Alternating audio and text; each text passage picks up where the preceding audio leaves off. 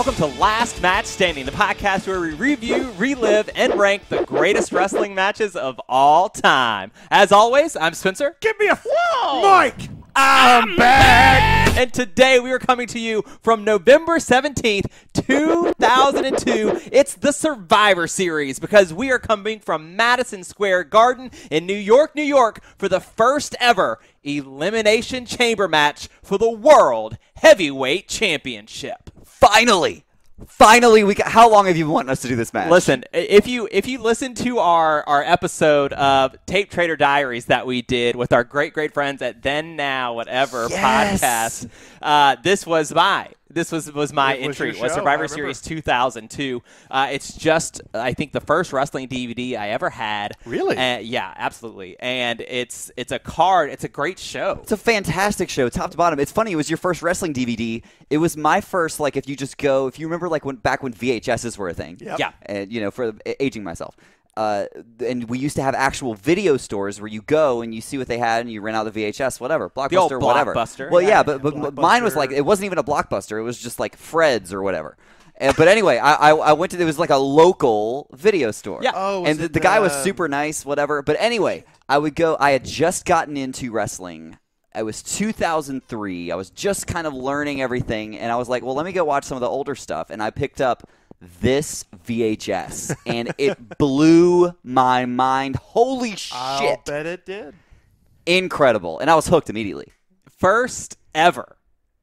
When you mentioned this when we were doing last Mania Standing, we were doing episode 32. Yeah. We had the Shane McMahon Undertaker Hell in a Cell match, and they say before that match starts, they say this is the 33rd Hell in a Cell match in WWE history, and we think, God, that feels like a lot because they have the pay-per-view. Elimination Chamber, similar, right? There's been a ton of them because there's the Elimination Chamber pay-per-view, but there can only be one first, and sometimes the first one is the best one. This is probably the best. I mean, we have another, like Hell in a Cell, Undertaker, Shawn Michaels. Right. The first Hell in a Cell match is on our list. It's got to be the best one, right? Sometimes the first is the best. Money in the Bank.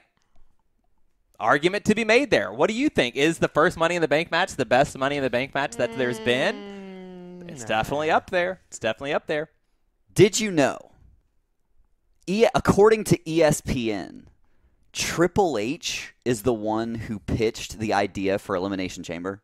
Really? I didn't know that. I found that out while I was doing the research. But yeah, it's some kind of interview ESPN documented. It was Triple H's idea. He literally wrote it on a napkin. As all great ideas start. and someone built it. Man, let me tell you, it's Eric Bischoff describes it on Raw when he announces it. He says it's part Hell in a Cell, part cage match, part war games. Yeah, that's clearly what they're going for with this. Yeah. Yeah, and so it's a little bit of everything. And we have so much to get to with the 6 people in this match, which, by the way, if you weren't sure, is Rob Van Dam, Chris Jericho, Kane, Booker T, Triple H, and the Heartbreak Kid, Shawn Michaels. So those are the 6 competitors that we will be talking about today.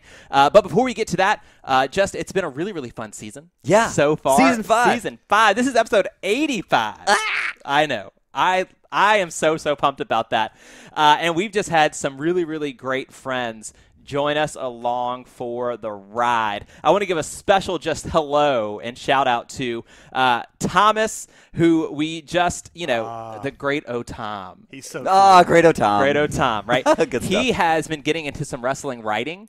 He wrote a great article on John Moxley, wrote a really good article on the Forbidden Door. Shout out to you, man. Thank you so much for joining our Last Match family. We've really enjoyed, interacting with you over the last couple of weeks on Twitter and all that stuff. Thank you so much. And then also on Patreon, we have a new patron, and I'm gonna say it once, and please correct me. I said Weiss, but it could be Vice, right? That Vice? That W-E. Let us know. You have absolutely lit up our Discord. Yes. In a really fun way. And we just really appreciate you hanging out on our Discord with us, asking us really great questions for everybody to interact with. And you can join our Discord just like Vice, For just $1. That's patreon.com/lastmatchstanding. And you can join our Patreon community where you'll get access to our Discord, which is open for chat throughout just every single day, but also for premium live events as well. And then we also have our spinoff series, Last Mania Standing. And like I said, just dropped WrestleMania 32. I can't believe we're 32 episodes into that. And that show is a marathon. And right? hey, more last patron trivia coming up as well. The champion Daniel defending his title over there. Hey, who's the last match standing trivia champion though out of the three of us? Who is that? Whoa! That's right. It's me. Incredible. Yeah, we love to see it. So you can happily follow along with that journey of my championship reign, longest ever in last match standing history, only person to successfully defend, youngest champion of all time. You can also follow us on YouTube, where you might be watching this episode right now. And if you are watching us on YouTube, Last Match Standing Podcast, then you can look at our mini golf challenge, our most recent trivia challenge, where I took these boys to the course.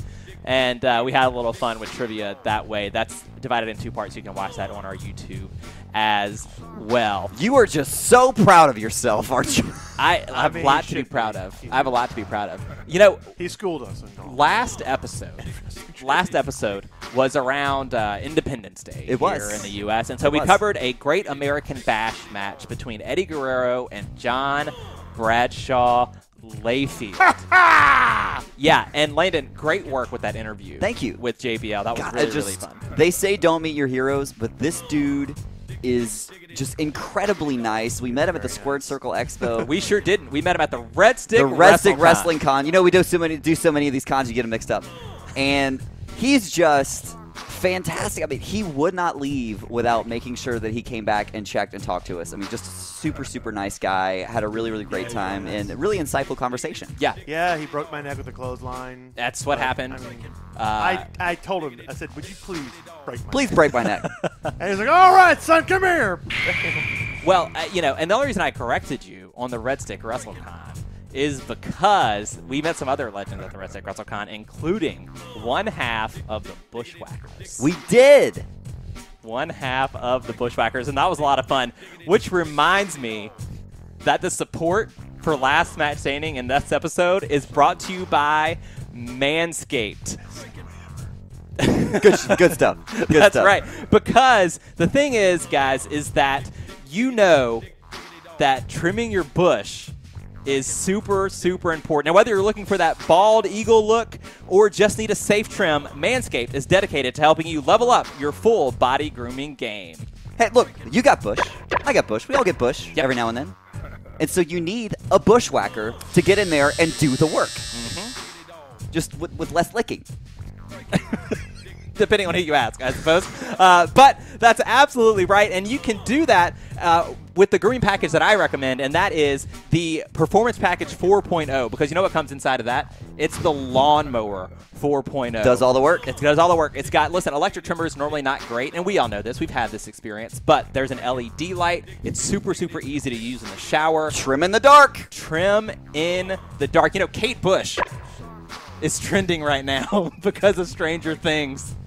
And there's nothing stranger than a really awful bush. That's so true. You can get 20% off. Yep.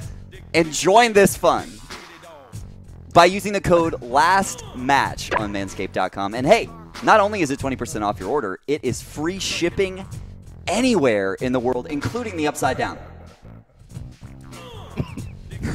So what you're saying is that's 20% off with free shipping at manscaped.com when you use the promo code LASTMATCH. That's right. Mm-hmm.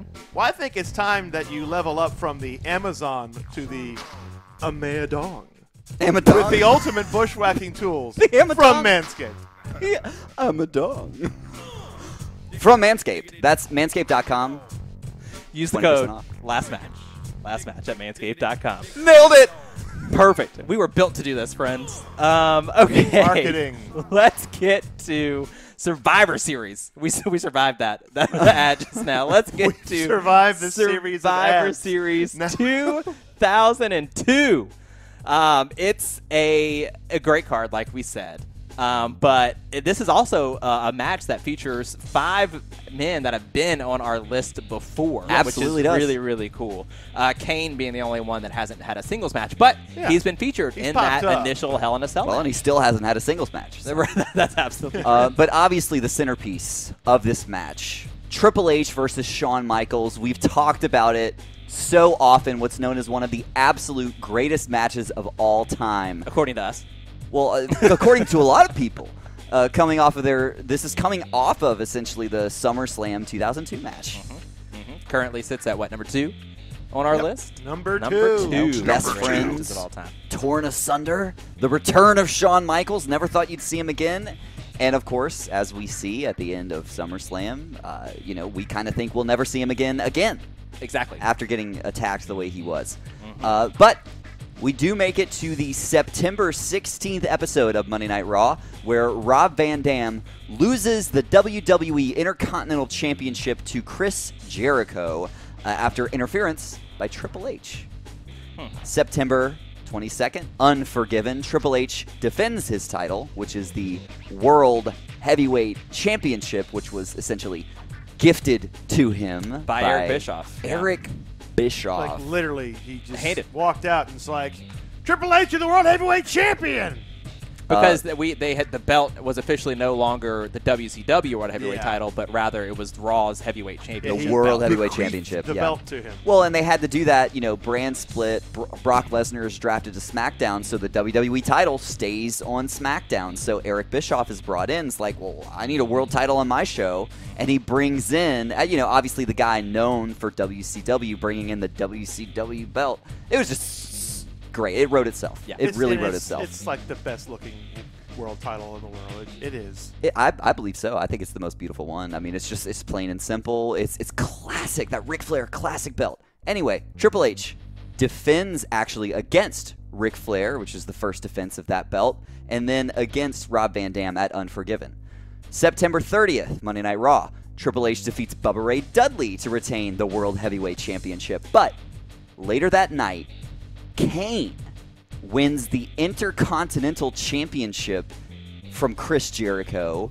Again, there's interference by Triple H in this. So Triple H is just kind of mixed up in this Intercontinental Championship scene we see.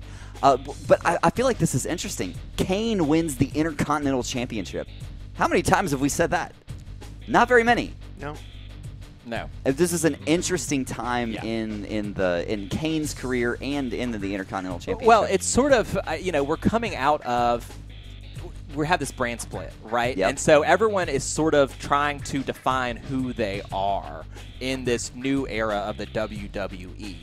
Raw and SmackDown are distinct, separate entities, right? And so this is a really, really interesting time where you do see a lot of sort of, battling for position on these cards. You've got all these sort of mix and matches. Well, and it makes the Intercontinental title feel that much more important, especially with the vacancy of a world title on Monday Night Raw. The Intercontinental Championship, albeit for a very short time period, sort of felt like that was going to be the top title for a while. And they were having incredible match after incredible match for this belt, and that would go on for a couple of years to come. Yeah. Although very briefly, and we'll get to it in a second, we did see the Intercontinental title go away for a while. October 14th episode of Monday Night Raw, Kane and the Hurricane lose the tag team titles to Christian and Chris Jericho. See, more overlap. What's up with that? What's up with that? Later that night, Triple H defeats Rob Van Dam in a Canadian lumberjack strap match? That's too many gimmicks. Too many gimmicks. Get out of here. October 20th, fast forward to No Mercy. Great pay-per-view. Triple H defeats Kane to unify the World Championship with the Intercontinental Championship. That same night, Booker T, who had been sort of having a rough go of it after being kicked out of the NWO by none other than Shawn Michaels. HBK. Remember, we talked about the short-lived Shawn Michaels NWO crossover prior to the SummerSlam match, on our episode talking about that SummerSlam. And so just kind of keeping these things in mind, Booker T and Shawn Michaels are both in this match. Long-term storytelling? I don't know. You tell me. Anyway, Booker T partners with Goldust, which we'd kind of been seeing. He'd been doing that for a while at this point, to take on Chris Jericho and Christian for those World Tag Team Championships, albeit in a losing effort.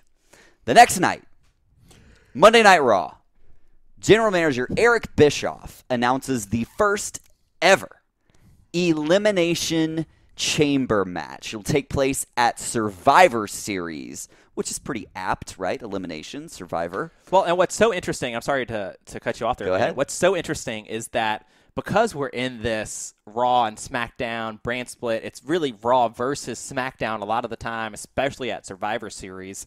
And we're in this moment where Bischoff and Stephanie are constantly, because Stephanie's the GM over on SmackDown, constantly trying to one-up each other. And whether that's trades, who's going to which brand or whatever it is. It was so interesting to watch the back and forth. Super interesting. But No Mercy had Undertaker, Brock Lesnar, right? Incredible Hell in a Cell match. Incredible Hell in a Cell match. And so this is Raw's response. How are we going to one-up that Hell in a Cell match? Yep. We're going to bring in this new thing, the Elimination Chamber. Satan's playground. It's incredible. He describes the Elimination Chamber as a combination of the Royal Rumble, War Games, and Survivor Series. Yeah. Well, yeah, it's like a mix between a cage match and Hell in a Cell because there's a roof. Yeah. But more importantly, it's this Royal Rumble Survivor Series War Games mashup because it's, Two men start off every 5 minutes someone comes in, so a little reminiscent to War Games or Royal Rumble with entrants coming in on a timer. But they're fighting in an enclosed cage. Anything goes, hint War Games. But superstars being eliminated one by one, reminiscent of Survivor Series match. And I don't believe we get a traditional Survivor Series match on this card. One of the few Survivor Series that we don't get that. But, Bischoff famously says, you will bear witness to the Elimination Chamber. And it's the same night on that Monday Night Raw, October the 21st, where we get a live interview from Shawn Michaels. He's sitting in a wheelchair at The World in Times Square. Love that. Any chance we have to bring up The World, we will. Or WWF in New York, right? That's what it used to be. Shawn Michaels' live interview, he's in a wheelchair, and he's like, here's the deal. Triple H, one day I'll be back, and I'm coming for you. And just to prove how well things have been going, he sort of starts to hesitate, trying to get out of the wheelchair, and then just shrugs it off, jumps up, throws the wheelchair back, and of course, huge pop from the crowd. Shawn Michaels is standing, looking just fine, and then the question becomes, when and where will he get his revenge on Triple H? Well, the very next week, the 6 participants are announced on Monday Night Raw. Triple H, Chris Jericho, Booker T, Rob Van Dam, Kane, and, if he accepts, the Heartbreak Kid, Shawn Michaels. Which is just, we would have thought this preposterous. This guy just last week was in a wheelchair. We never thought we'd see him again. I mean, he did crazy jump out of the stuff. wheelchair, but But we later that night, Triple H, one-on-one versus Kane in a casket match, of course, all thanks to the Katie Vick storyline that we literally cannot talk about on this show or we'll get canceled. If you want to know more, go read the book Journey into Darkness. Don't. You don't want to know. But it does, in part, explain why Kane is in this match. Moving on. They certainly felt sorry does. for him. Well, and it explains why Kane is facing Triple H in this casket match. Inside the casket is not Katie Vick, but rather Shawn Michaels in the casket. Yep. Comes out, sweet chin music to Triple dead. H. He knows he's Is that a remix? Kane capitalizes with the chokeslam, rolls Hunter right into that casket.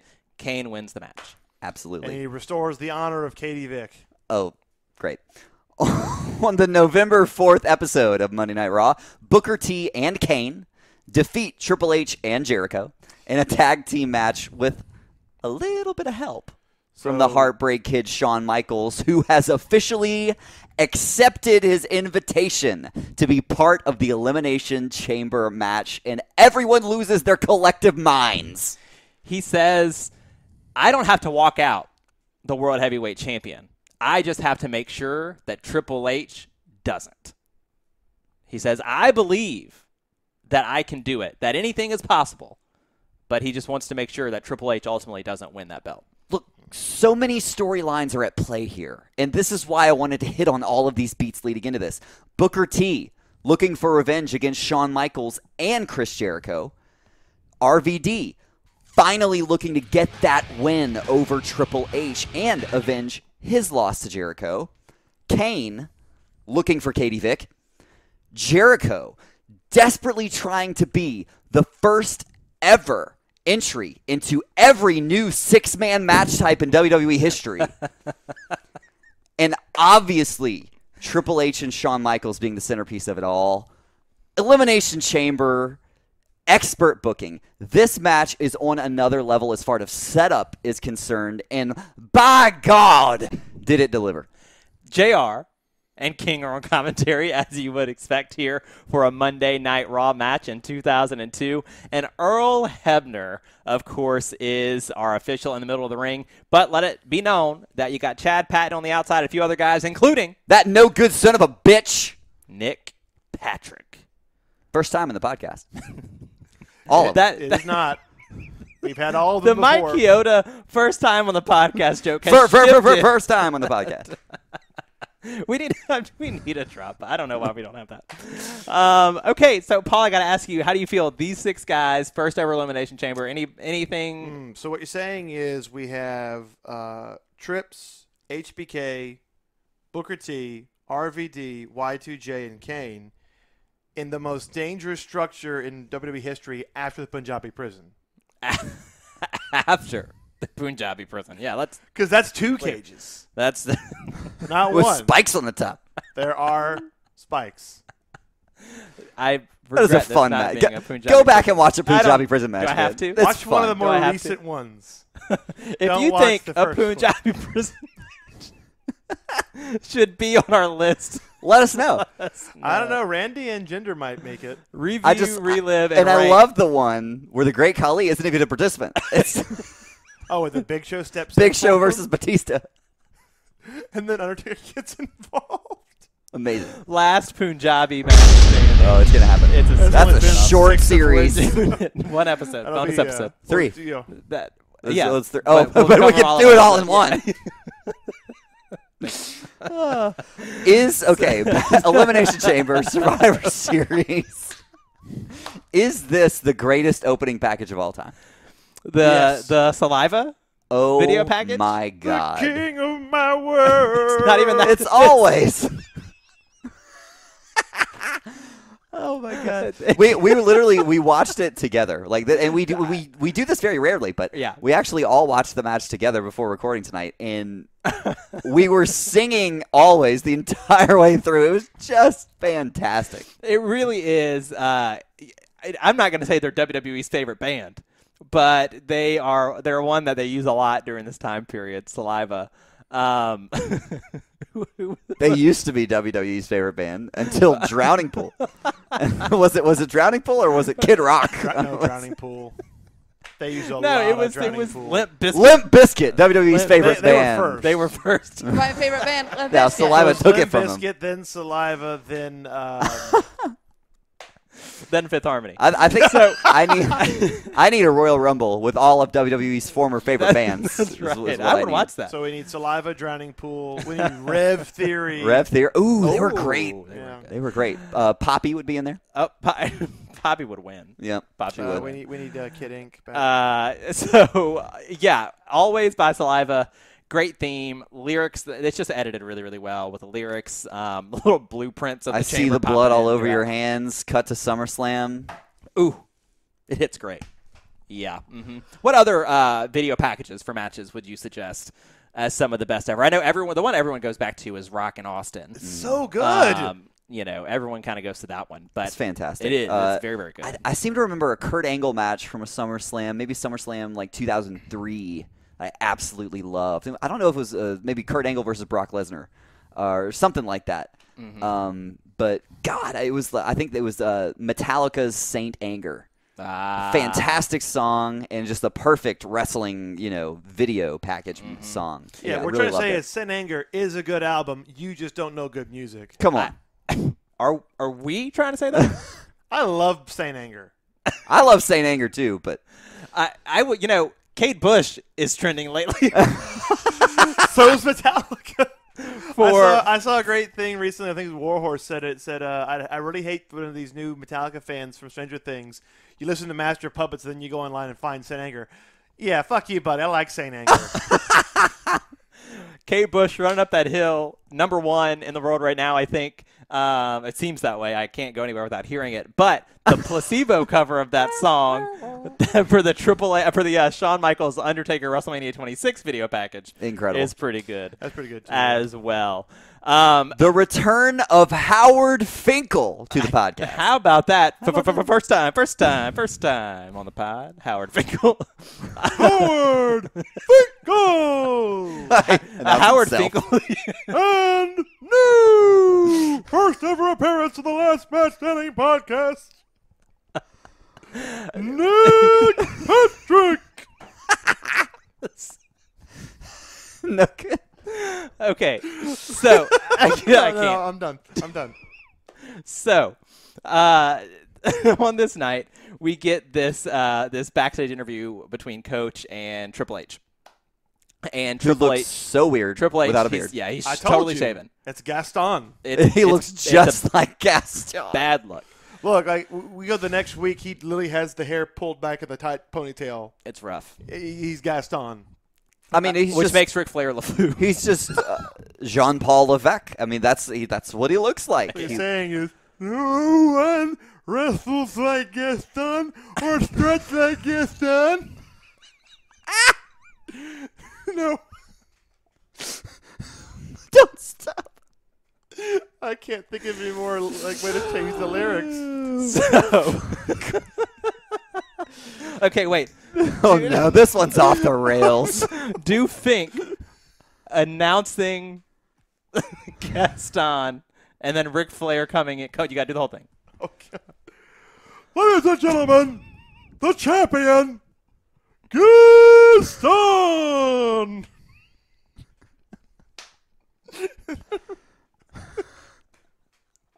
We're done. Being accompanied by the Nature Boy, Ric Flair.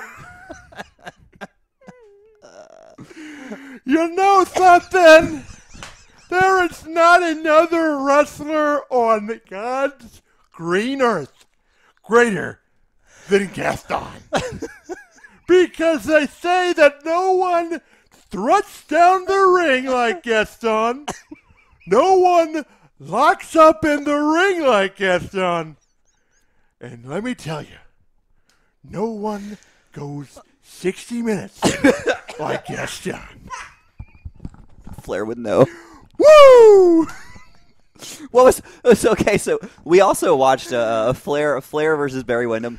Very good. And match. Flair comes out to what does he come out to? What's the Easy Lover. Easy Lover because he's Flair. It is a really cool song. So Ride Space Mountain.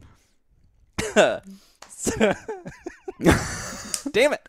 So Triple H says to Coach, basically, he is that good. He is that Triple H's nose? I tried. Terrible. Basically, I am that damn good. Because I am the game, I am Triple H. And I'm still at WrestleMania 13. Marlena,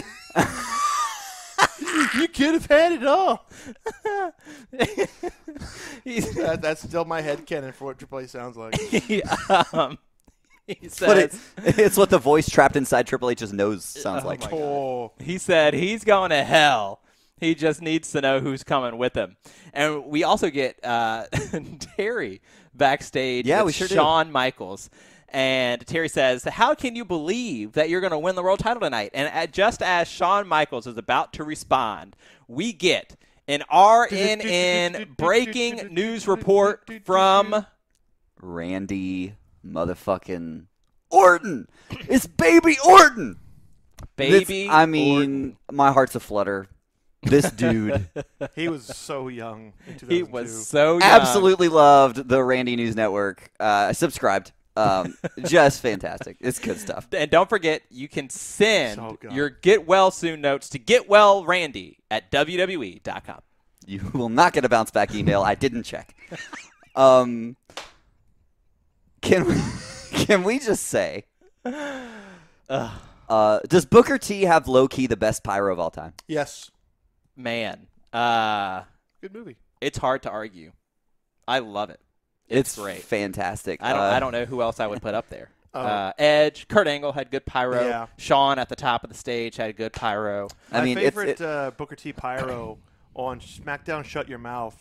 There's a version of his pyro where it blows you up and you get launched. Oh my God! You get launched into the ring and you like crawl up the apron and you just like collapse in the middle of the ring and that's your entrance. That's good. I can't wait for us to actually like stream playing wrestling games. This is coming. This is happening. The Twitch stuff is happening with us. No worries about that. The four members of the pod gang. That's I don't know why that's how I decided to phrase it, but the four guys that start in the pod. The pod gang. For life. I'm so sorry. Are you feeling okay today? I'm so exhausted, and Paul's impressions have sent me over the edge. Chris Jericho, Booker T, Kane, and Shawn Michaels start in the pods. AKA Pod Gang. The Pod Gang. Album to come. That's right. Hashtag trademark it, LMS. Chris Jericho has a 3-minute entrance. Oh, my God. First, because he's getting played to the ring by WWE's favorite band. Playing always. Saliva. Playing King of the World. And it's funny because Jericho's like in the pod for half of it, and he's just standing there. Like, it's not King of My World. It's King of Your World. My world. I think it's King of My World. Is it King of My World? It's not the. I think you're right. It might be King of My World. I don't know. King of My World kind of sounds like a Taylor Swift song. That's King of My Heart. Mm-hmm. My bad. Yep. I can't do a Taylor Swift impression. So I would pay that. Saliva is playing live at the World in New York. We had decided that we don't think the fans in attendance can hear them. No. I have to imagine the fans heard just Break like. the walls down. Well, no, they could have heard King of My World, just the recorded version. Yeah. And so my guess is just they muted the arena audio, and we just heard JR's commentary over it. At first, I thought, like, is this dubbed? And I'm like, well, sort because of. it just seemed a little too quiet. You know what I mean? Like we Yeah. just heard Saliva You in the just hear commentary. them and you hear King and JR. So my guess, if you were there for Survivor Series 2002, please let us know. Because this is what I want to know about your experience, not anything else. Nothing else, just this. Email us, because this is what you would remember, by the way. Email us at lastmatchstanding@gmail.com. And don't forget, you can get free worldwide shipping and 20% off at manscaped.com using the code LASTMATCH. This guy. Rob Van Dam and Triple H start the match. They do. They start the match. And Triple H, the champions, starting the inaugural Elimination Chamber. Which is so interesting because you think Bischoff hands Triple H the belt. Surely he's going to be the sixth man. Right, but he's first, which is so crazy. And it's just a nice change of pace, I guess. I agree. But it's the rules, as a reminder, in this very first Elimination Chamber, is that it's going to be 5 minutes between those pods opening. Because I don't think that's what's the case now? Yeah, 2 minutes, 3? I have no idea. I can't imagine it's 5 still. I think what this match needs is Tony Chimmel very poorly explaining the rules. If one of the opponents call back becomes to our previous episode of Last Match Standing. If you haven't watched himself, definitely check that shit out. I'm tempted to do it myself. Oh my God! Okay, what is Tony Chimmel blubbering through the rules of Ladies and Elimination gentlemen, Chamber? the following contest is the Elimination Chamber match. In this match, 2 men will start, and every 5 minutes, another opponent will be selected at random, and it will enter the match. And then another 5 minutes will pass, and then another will enter or be exiting the pod. Will be exiting the pod until all 6 competitors are in the ring. However, if at any point in time any opponent is pinned or submitted, he will be eliminated from the match, and this will continue until only one man is remaining, and that man will be the World Heavyweight Champion. Making his way to the ring right now, Chris Jericho. Ding, ding, ding, ding. The following contest is the We've lost first ever Elimination Chamber match. Making his way to the ring, one of the challengers, Chris Jericho. You gotta stop. We you can't gotta do stop. this show anymore. I was just like, I hope. You do. It was the funniest shit. All right, we're going to take a 5-minute break. Okay, no, We're we're gonna get back. to the We're ring. here. We didn't mention Eric Bischoff is actually the one that explains the rules. He does. yeah. He does. He goes into the With ring a lead pipe. with a lead pipe from the board game. It's the actual one from Clue, the board game. And he steps in the ring and he says, he explains the rules and he says there's, whatever it is. It's 2 miles of steel chain. 2 miles of chain, 20,000 pounds, 10 tons. There's a roof. There's bulletproof plexiglass. He starts hitting with the pipe. Not an oxymoron. And the chain that's designed with a plastic sound to punish the human body. I think we've set it up. I think everybody understands what's happening here. Well, I love we already addressed the Triple H is starting the match. JR informs us that Hunter is winless in 6 Survivor Series outings. Ooh. Doesn't look good for Triple H. Well, we know he's not very good at WrestleMania. Right. So What is he good at? apparently not the big 4 pay-per-views. Because I want to say Survivor Series. Okay, let's see. 98. Uh-oh. Going through the annex.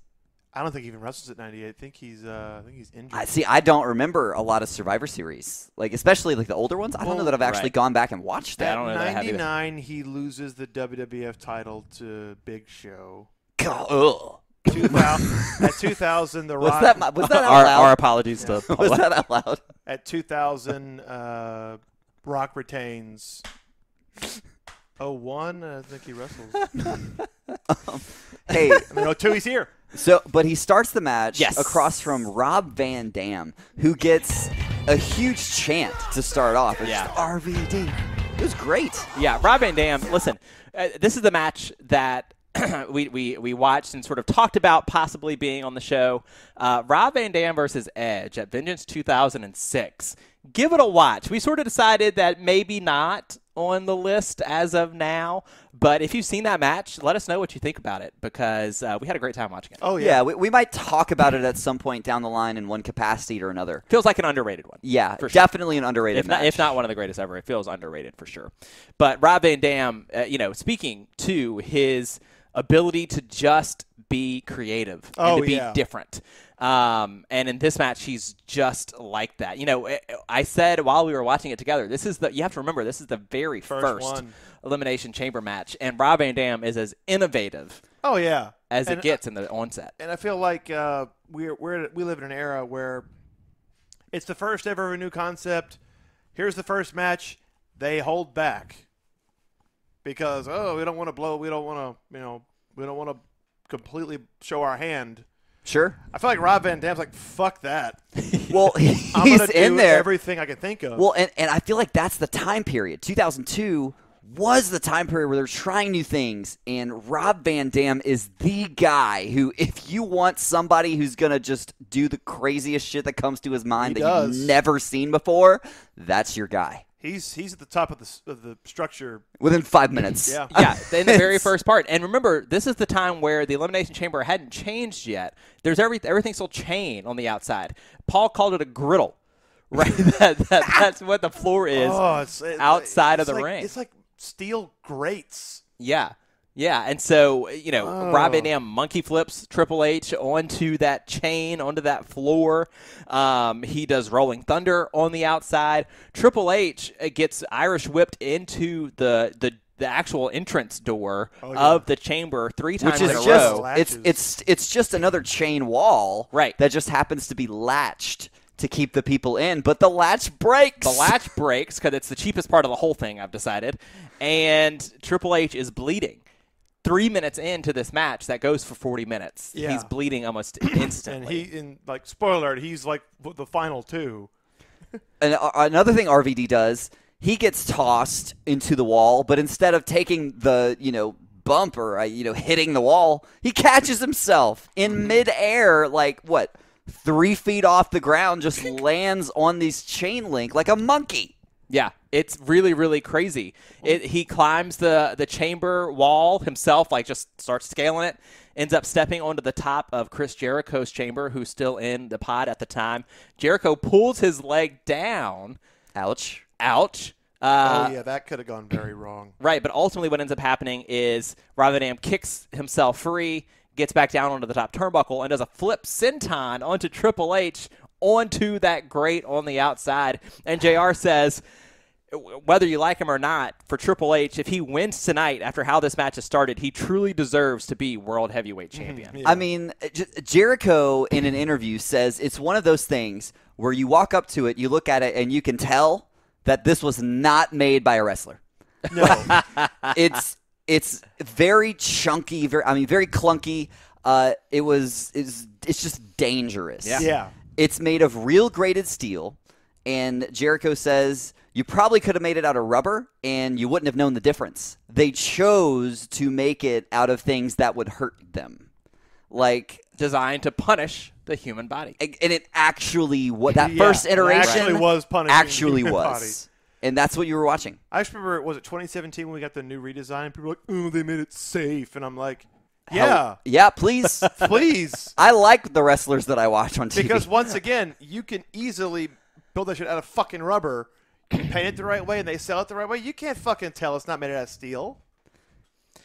Triple H almost has no offense in this first 5 minutes. He gets a couple punches in and a facebuster, I think, in the first 5 minutes. But then it's all RVD.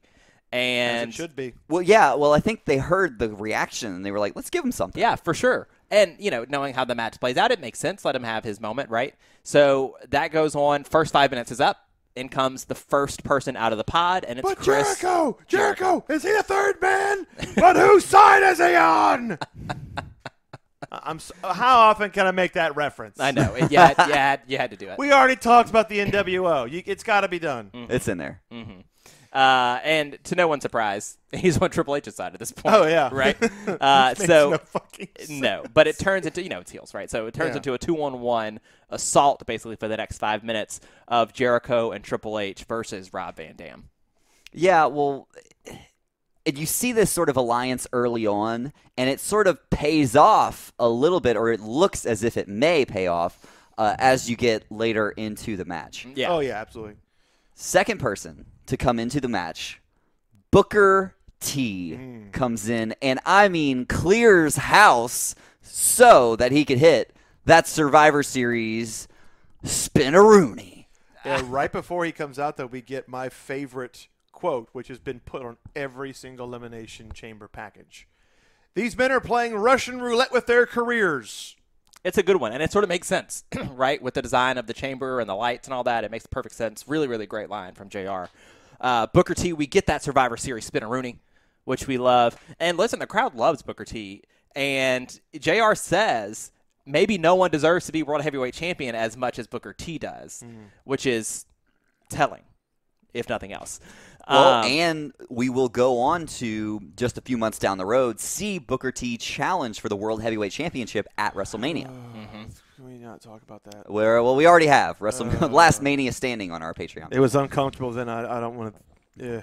So Booker T has this momentum. He actually hits a scissors kick on Triple H. Beautiful. Yeah, it's really, really good. Jericho gets him out of the ring, though, and Rob Van Dam climbs to the top and then climbs higher on top of the chamber, and he sees a Triple H just below him, and he hits a 5-star frog splash. And you know how the story goes by now, I imagine. His knee lands across the throat of Triple H. I think Triple H was too close, maybe. Yeah, he was a little too close, especially the height that RVD he was dropping got from. Yeah. Yeah. And so Triple H, a legit throat injury in that moment. Rob Van Dam's leg is given out. Yeah, like they say he blew his knee out. Yeah, and so what ends up happening is Booker T just hits a missile dropkick off the top rope to Rob Van Dam and then pins him. So that's it for Rob Van Dam, who, and so it's sort of described as he eliminated himself. Yeah, he ends up doing more damage to himself. And to be honest with you, some people would argue, hey, he takes a missile dropkick and gets pinned, what the hell? It makes a lot of sense. The storytelling factor of the cage. He just blew his leg out. Of the Elimination Chamber. People are trying things they never tried before. He had no idea how his body was going to react to that, and it did not pay off for him. I didn't hate that. But for a guy that was eliminated first in this match, he left his mark on the first ever Elimination Chamber. On the throat of Triple H. Yeah. But we are now 15 minutes into this match, and in comes the third competitor into the match out of the pod, and it's Kane. Thank you. And it's Kane. If you didn't do it, I would. Freaking machine. And he wrecks house. Yeah. I mean, tosses Jericho face first into the chain wall, and then into the bulletproof plexiglass. That glass may have been bulletproof, but it wasn't Kane-proof. Oof. Thanks, I mean, Kane. it shatters. It does. looks nasty, and does. Jericho is cut after this. So that of course means that Triple H is bleeding, Chris Jericho is bleeding, for those of you keeping score at home. Kane is sort of going off on everyone in the ring, but Booker has a really good chance to try to do a scissors kick, but doesn't get it done because while he's bouncing off the ropes, Jericho hits a low blow from the outside. And so Booker T then walks into a choke slam from Kane, followed by a Jericho lion salt. That's enough to get the pin. So lion salt is what causes Booker T to be the second man eliminated from the match just about 18 minutes or so into this one. And that's an interesting dynamic you see in an elimination-style multi-man match. Is a lot of times in a triple threat match or a fatal four-way match where it's one fall to a finish, you'll see one person take multiple finishers, but the pinfall gets interrupted. If you take multiple finishers in an elimination match, you're done. That's it. Ball game. You're exactly right. We are nearing the 20-minute mark, and there's only one person left to enter the match, and the crowd is going nuts because they know HBK. As soon as that timer is up, there's no wondering who's coming out. It's Shawn Michaels, and he does 20 minutes into this match. And they're quick to say that it's his second match in 4 years. Hard to believe, right? But that's absolutely the case. The last time he had a match was SummerSlam against Triple H, and now here he is again in the first ever Elimination Chamber match. I wonder if on our list we have ever covered someone's back-to-back matches before, or if this is a first.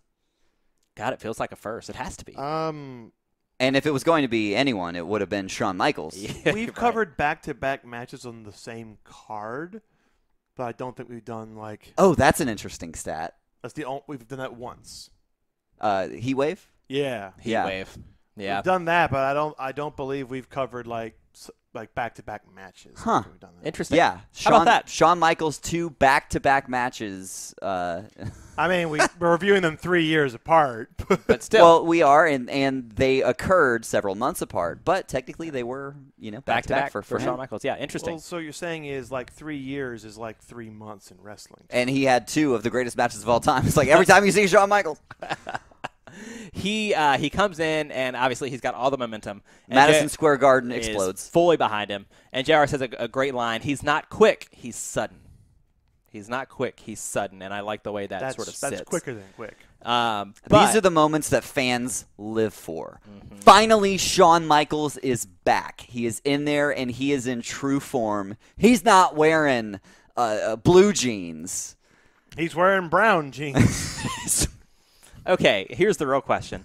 Is this the worst Shawn Michaels gear of all time? Yes! Yeah. Absolutely, no question. It's UPS brown with like an unfinished logo. It's better than the zebra hearts.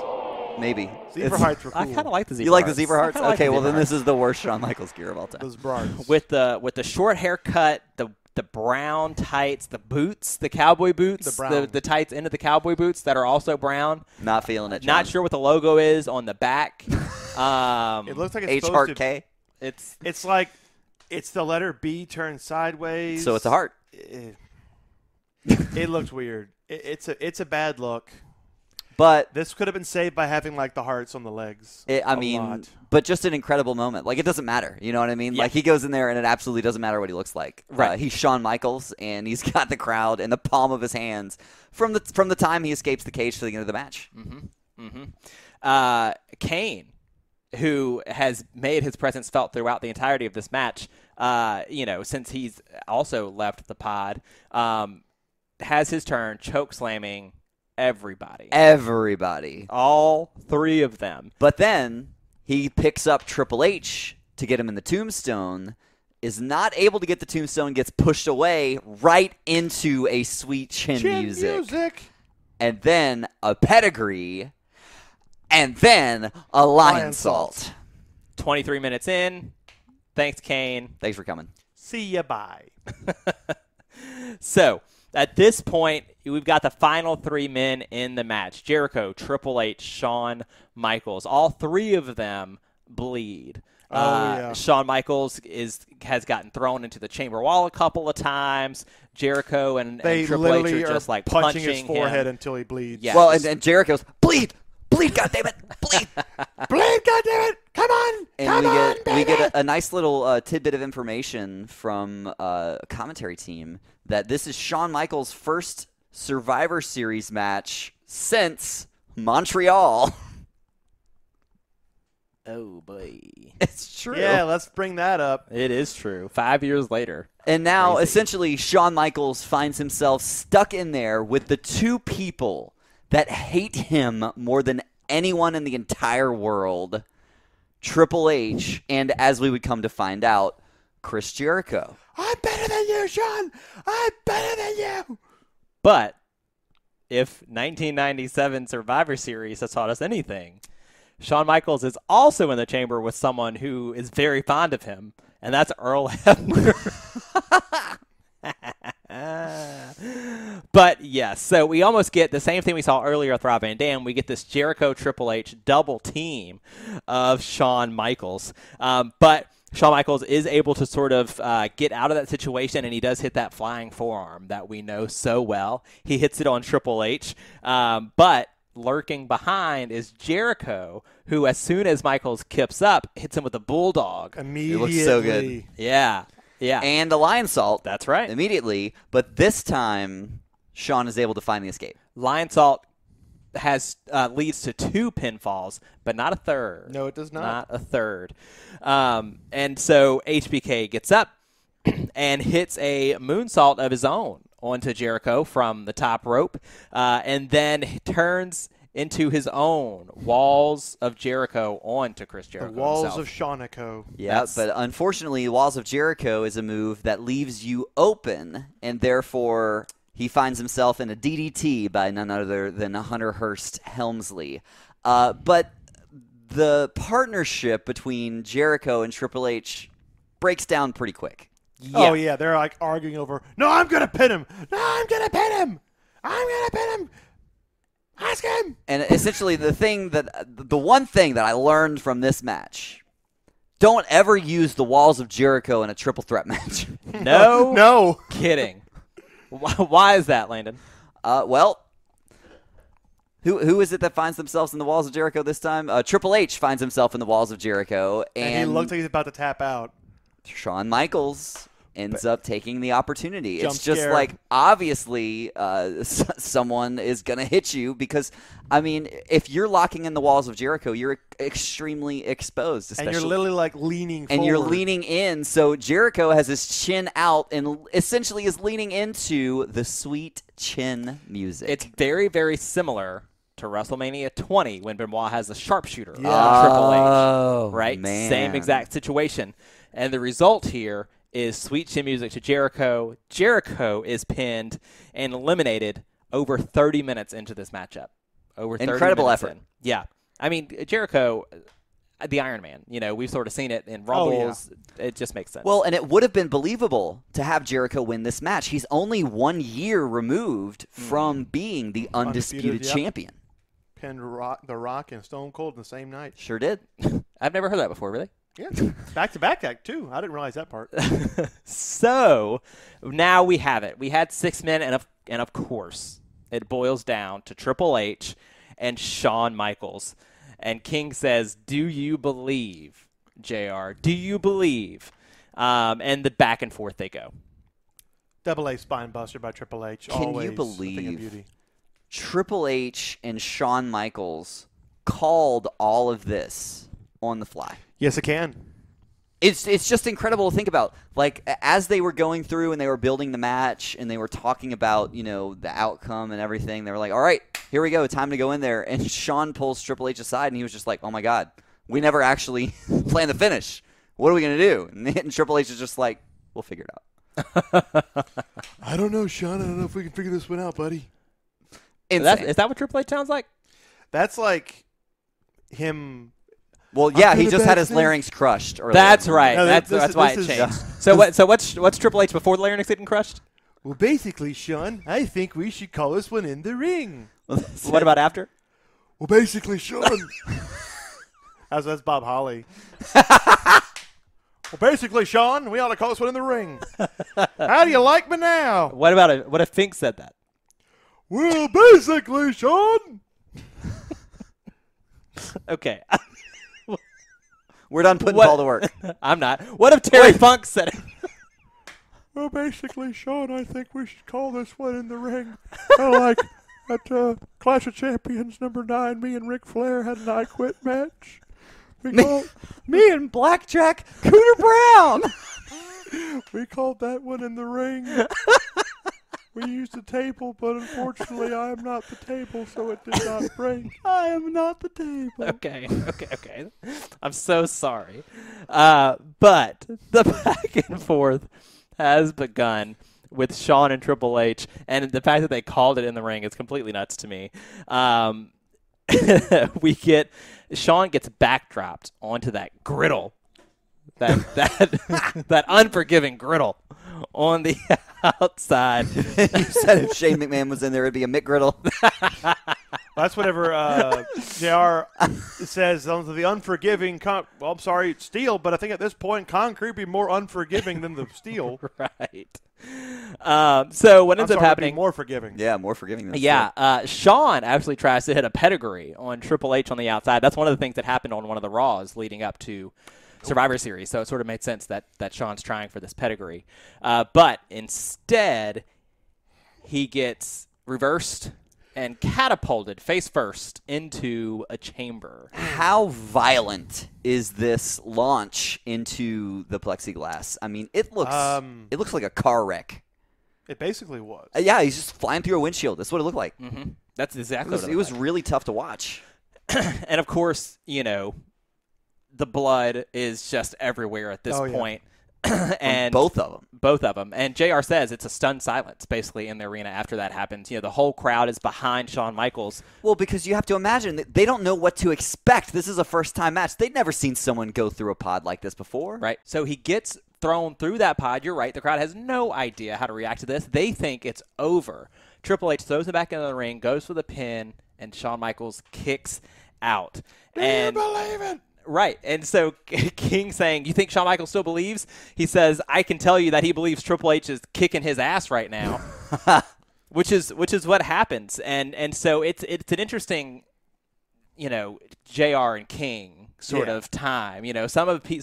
Some people think that JR and King, greatest commentary duo of all time, in between sort of 97 to 2004-ish era on Raw and stuff like that. And they have really good moments at times. And this is one of them where it's sort of like the JR, I believe, and King going, well, I believe in Triple H, basically. Yep. And Triple H really smells blood in the water here. Mm-hmm. But that makes it even that much more interesting to watch Shawn's refusal to give up over and over and over again. Most resilient competitor of all time. And I just love, Triple H is holding Shawn sort of by the hair and is going to throw this huge punch. And Shawn throws up the arm really quick. And there's just that moment, and I think Paul mentioned this while we were watching. The camera work is able to capture this at the perfect angle, and it sort of implies hope right there, where it looks like Shawn is going to be down and out.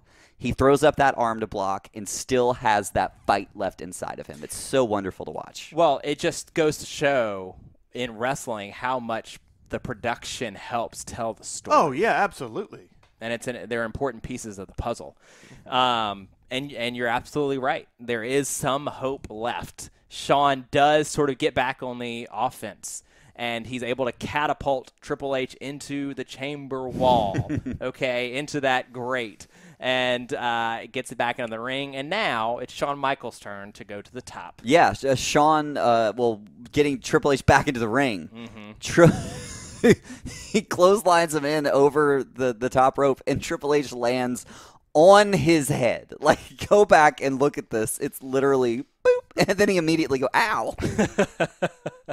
That's great. So but no surprise. Shawn goes to the top. So no surprise that Triple H is down and out for a minute. Yep.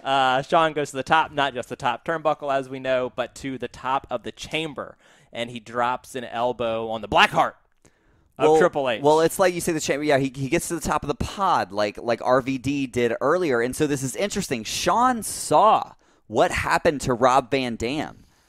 And he still, despite knowing that this could be what ends it for him, is willing to lay it all on the line to deliver that elbow to the black heart of Triple H. It's worth bringing up.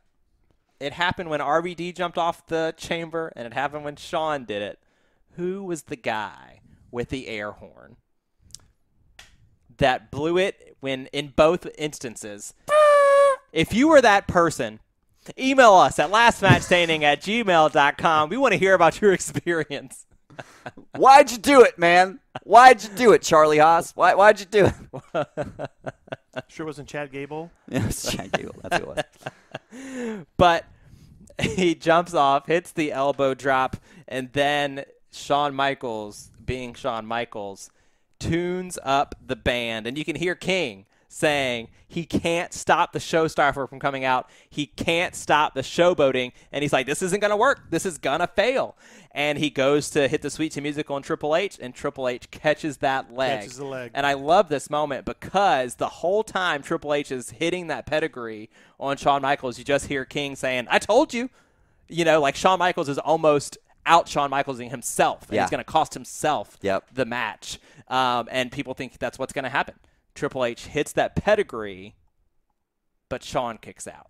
Again, it's the heart of Shawn Michaels. Somehow he survives the pedigree and avoids a second pedigree.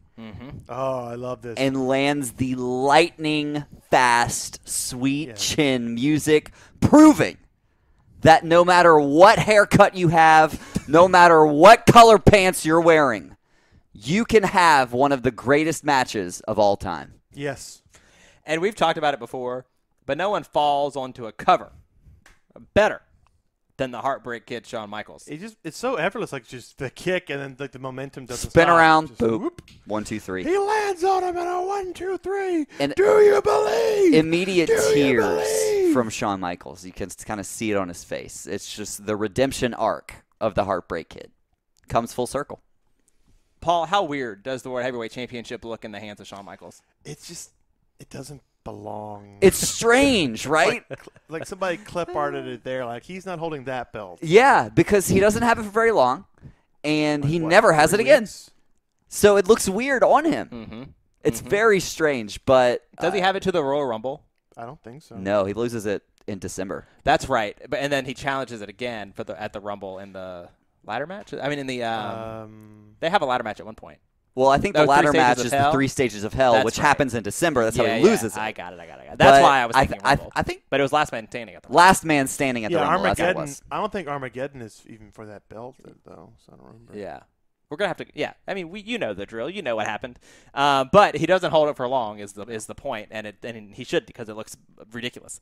But arguably one of the better pay-per-view endings. Confetti coming down, Shawn bloody, crying, belt on his shoulder. Do you believe? incredible, incredible final images from the Survivor Series pay-per-view 2002. Good stuff. Yeah.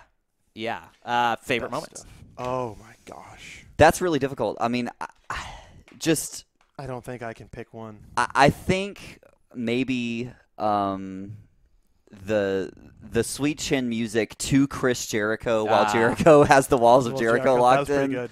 It just looked so brutal. It was great. For me, it might be a toss-up between the two pod breaks. Yeah. It's an oh shit moment. Because we'd never seen it before. Like, you have to put yourself back in those shoes. Fresh, fertile, ground. This has never been done before. Yeah. Of course I love the ending. But I have to give a lot of credit to Rob Van Dam for that first 5 minutes. Yeah. He shines And does a lot of things that and has the crowd behind him. Right. Oh yeah, they boo when he gets eliminated. We didn't even know we wanted it. The stuff that he was doing in that match, which was really, really cool. But here we are, friends, for the 85th time. 85. We have to rank where this match goes on our list of the 85 greatest wrestling matches of all time. So the only thing I can think of is this is episode 85. Well, in 1985, we got the return of Godzilla. And so I can only compare this to other kaiju-style matches. So I'm thinking this might be up there.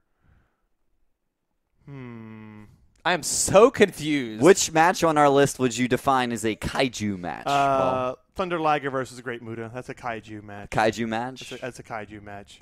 Yeah, I'm looking at 55. I don't know if I go right quite that high with this. Or maybe I go higher. I don't know. Liger. Paul has no idea. Let's just leave it there. We found ourselves again at a gimmick match, right? Yeah. Technically, right? We don't do a lot of back-to-back gimmick matches We don't. on this show. We don't. But we did. So we look at where did our last match, which was a Texas bull rope match, by the way. Where did that one land? 71. It's 71, Eddie Guerrero versus John Bradshaw Layfield. Yeah, which is 71. ironically right above another Great American Bash, but from 6 years prior. Right. So I think it couldn't get more opposite trying to to compare these matches against each other. What do you think? Yeah, it's something that we said last week on last week's episode, which was the highest gimmick match we have is, I believe, number 17. It's a ladder match from WrestleMania 10. It's a multi-man match. It's the good part about this one in particular is there's a lot of story involved. Yeah.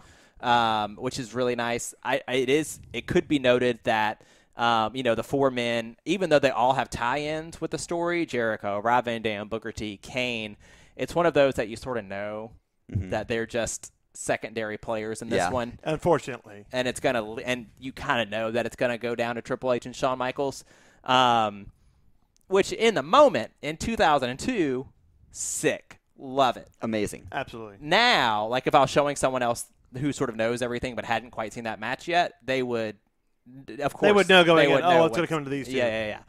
And so I think it gained some points for being pretty story driven despite that, but it's going to lose some because it was just like how do we debut this new match type? We have to get, if it's 6 people, how do we get them in? I agree with that. And I have a lot of nostalgia for this match, and I think maybe that's like one of the reasons that I keep going back to it time and time again. And so I have to be cognizant of that absolutely as we go into this ranking. Absolutely. And so if I'm just looking extremely analytically about how the match was put together, the psychology and all of the story beats that are hit throughout, I don't know if I can go past the storytelling level of something like we saw CM Punk versus The Undertaker at WrestleMania 29. So I think I'm not exactly sure where my floor would be, but ceiling somewhere around 74, just kind of as my gut is telling me. Yeah, I think, and I could be wrong, but I think that we're all in the bottom half,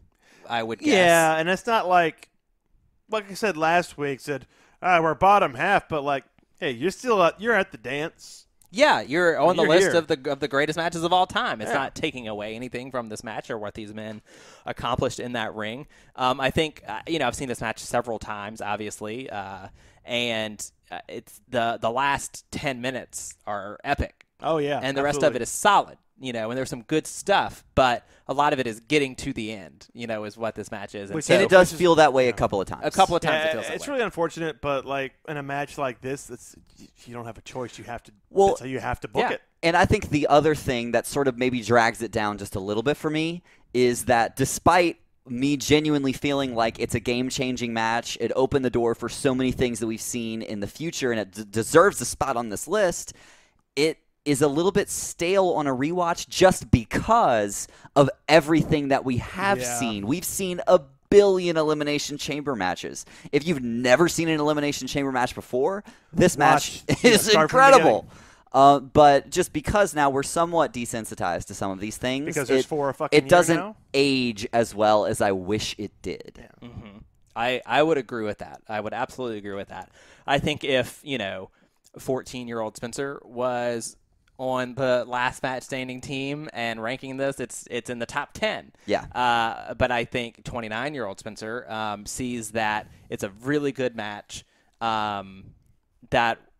That's the whole goal was to interview a new match type, give you moments, and ultimately lead itself to Shawn Michaels winning the World Heavyweight Championship from Triple H and the redemption story. And it did that, and it accomplished goals. Sometimes we talk about matches are really, really good because they accomplish what they set out to do. Yeah. And this match does that really well. It's like JBL said, maybe I'm not going out here for star rating or work rate, but we're gonna create a moment and tell a story that's going to live on, and they absolutely, did that. They absolutely did that. And so for me, that bumps it up a little higher than probably 74. Okay, but I'm not much higher. I think sort of where I sit is kind of probably between 66, which is The Rock and Hulk Hogan from WrestleMania, obviously one of the most epic moments. And this is sort of where we got hung up last time, Mm-hmm. and I do feel like that's a really good standard bearer for maybe not the top half of the list, but getting close to the top half of the list. Well, I agree. Well, because I think that the Hulk Hogan Rock match is the perfect example of a match that is a moment and is a match that people remember. And is a match that people have so many great memories about. But when you are analyzing it as a wrestling fan about an actual match, there's not much to it. No, it's very, very basic. It's very basic. It's not a great wrestling match, but it's a great wrestling absolutely match, electrifying. And so this sort of feels that way a little bit, where it's this incredible moment that a lot of people remember very fondly, but it does leave some things to be desired. Everyone seems a little shoehorned in outside of Triple H and Shawn Michaels. So I think my ceiling would be Rock Hogan. And I probably wouldn't go any lower than the last match that we ranked, which was the Bull Rope, Eddie and JBL, which sits at 71.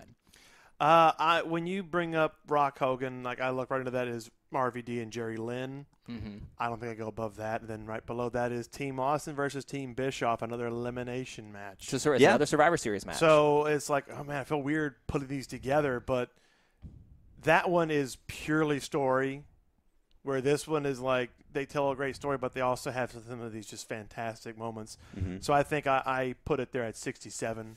Yeah, I'm kind of more in agreement with Paul as making it maybe not 67 but 68.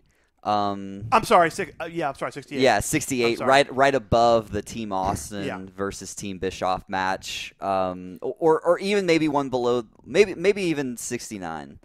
Something just because of everything that kind of went into the Austin and Bischoff feud, and then underneath it would be the War Games Sting Squadron versus Dangerous Alliance from Wrestle War 92, which I'm not the biggest fan of that match. So that's just kind of me going, as my personal list, I would be well above that match. So I guess if I'm looking for a compromise, I would put it there. It's still difficult for me to go above the workhorse match, which was Dean Malenko versus Rey Mysterio, the incredible fun finale of the Best of 7 series that was Booker T versus Chris Benoit. I get exactly what you're saying. Yeah. The one thing that this match has over all of those is legacy. Yeah, and I get that, and it's a moment that people remember. I get that, and it's the last time Shawn Michaels wins the title. It's this big story, and I think this has that, whereas those are great wrestling matches. Those are great wrestling matches. But I think people remember this one more. So I could be wrong. Well, okay. But, so if we're going there, I'll compromise with you because that's a really good argument. But would you put it 67, 68, 69? No. I think that I would probably. I'm sort of stuck in between either putting it at 68 right under Rob Van Dam and Jerry Lynn or putting it at 69 under the Survivor Series match. I think people remember this one more than the Survivor Series the next year. I think so too. Yeah, it's a hard call. Yeah, and I think rewatchability-wise, might be an easier watch than that one. I think so. I personally more fondly remember the Survivor Series 2003 match. Just because it's kind of like a big farewell for Stone Cold Steve Austin. It's such a really wonderful moment. But, and it's also, selfishly, Randy Orton is the sole survivor. Like, it was a really great night for me. And now it's going to end in Dallas. Yeah. Give me a hell yeah. So that wins out on my list, but I can see an argument either way. Paul, you get to be the decision maker. Oh. Which one? Above or below Survivor Series 2003? I got to go above it. Okay. I got to go above it. I get it. I got to go 68 on this one. I get it. Okay. So 68, right below Rob Van Dam versus Jerry Lynn from Hardcore Heaven 99, is the first ever Elimination Chamber match, the 85th match on our list. How about that? And again, it's outside of the top 60, but still an incredible match. We had a lot of fun covering it. Oh, yeah. I know. We had a lot of fun watching it together and talking through it. We reviewed it, relived it, and ranked it. We sure did. For the 85th time. What else do you guys want to see this season? We've got a couple of really, really, obviously some glaring entries that have not quite made the list so far. Maybe you'll see them. Or maybe you won't. In Season 5. Maybe you won't. It's our show. But let us know what you want. Tweet at us, Facebook at LastMatchCast. Email us, lastmatchstanding@gmail.com. We want to know what you want to hear with 15 episodes left. Oh, my God, that's it? Way to 100. Absolutely. Holy shit balls. We have a lot of fun left to have until episode 86. I'm Spencer. I'm Paul. I'm Landon. And this is Last Match Standing.